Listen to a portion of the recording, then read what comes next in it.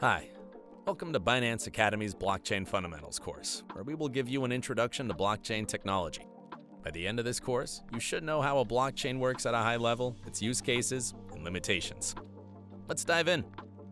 At its core, a blockchain is a special type of database, sometimes referred to as a distributed ledger. Blockchains are one of the most common types of distributed ledger technology systems, so both terms are often used interchangeably. Keep in mind, however, that not all distributed ledger technology systems are blockchains. A blockchain stores information, just like a spreadsheet, but the information is subject to special rules. The rules are: 1. Data can be added. 2. Data cannot be removed or modified. 3. Each piece of data must point back to the previous piece. A block is a bundle of information that follows a specific format. New data can only be added to a blockchain as part of a block. So, the collection of blocks is what makes up the blockchain database.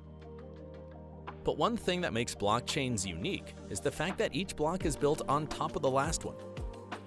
Every individual block has a bit of information that references the block that came immediately before it. So, how are blocks connected in practice? To answer this question, we need to discuss the concept of hashing. Hashing is the process of using input data of any size to create a fixed size string, which is also called the output.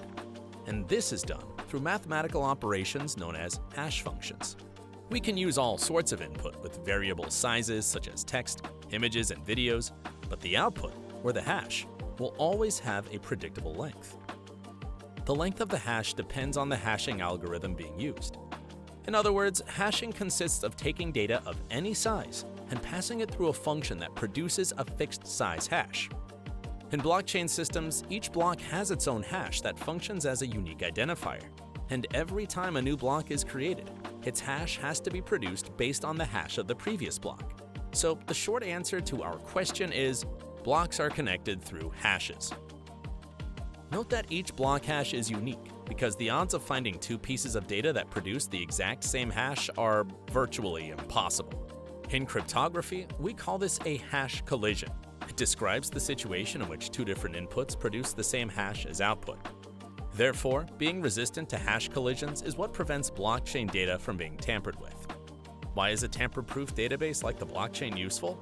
In a regular database, modifying or copying data is a straightforward process. However, that presents a problem. How do we store important data in a way that everyone can rely on? So far, the solution has been to trust the entities that store the data.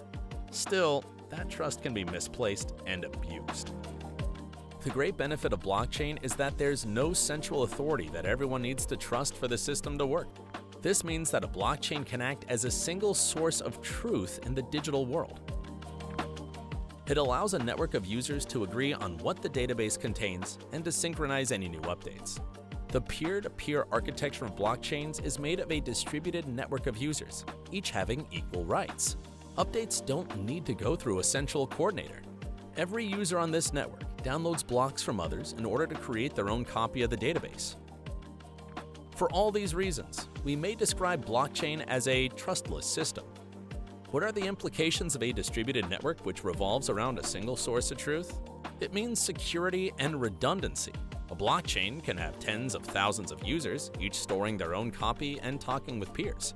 Even if many go offline, the network will continue to function. It also means immutability. Once a block is added to the blockchain, it can be considered permanent. It means trustlessness and transparency. You don't need to trust anyone. And since everyone has a copy of the blockchain, they can see and verify all of the data it holds. Next, we will review the history of blockchain technology.